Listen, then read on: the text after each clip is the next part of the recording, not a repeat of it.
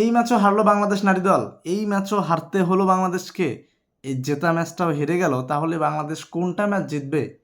ইংল্যান্ডের বিপক্ষেও জেতা ম্যাচ হেরে গেল, সাউথ আফ্রিকার বিপক্ষেও আজকে জেতা ম্যাচটা হেরে গেল। এমনিতেই বাংলাদেশ ম্যাচ জেতে না, তার উপর যদি জেতা ম্যাচগুলো হেরে যায় তাহলে কি হবে? ইংল্যান্ডের বিপক্ষে 178 রান করে জিততে ধরে হেরে গেলাম। 6টা উইকেট নিয়েছিলাম ইংল্যান্ডের 103 রানে, পরে আর উইকেটে ফেলাইতে পারলাম না, হেরে গেলাম। আজকে সাউথ আফ্রিকার বিপক্ষেও জেতা ম্যাচটা হেরে গেলাম। আগে ব্যাটিং করে বাংলাদেশ স্কোর বোর্ডে তুলেছিল 232 রান, খুব বেশি রান না, তবে 78 রানে সাউথ আফ্রিকার 5জন ব্যাটসম্যানকে আউট করে অনেকটা জিতেই গিয়েছিল বাংলাদেশ। জিতেই গিয়েছিল বলতে হবে, কারণ তখন 154 রানের মতো করতে হইতো সাউথ আফ্রিকাকে। 78 রানে 5 উইকেট হারিয়ে সাউথ আফ্রিকা ব্যাকফুটে চলে গিয়েছিল।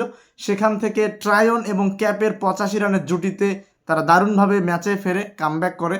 অনেকটা পিছিয়ে পড়ে বাংলাদেশ নার্ভাস হয়ে যায়, তবে ক্যাপ যখন আউট হয়ে যায়, তাদের 85 রানের জুটিটা যখন ভেঙে যায়, বাংলাদেশ কিন্তু আবারও ম্যাচে ফেরে।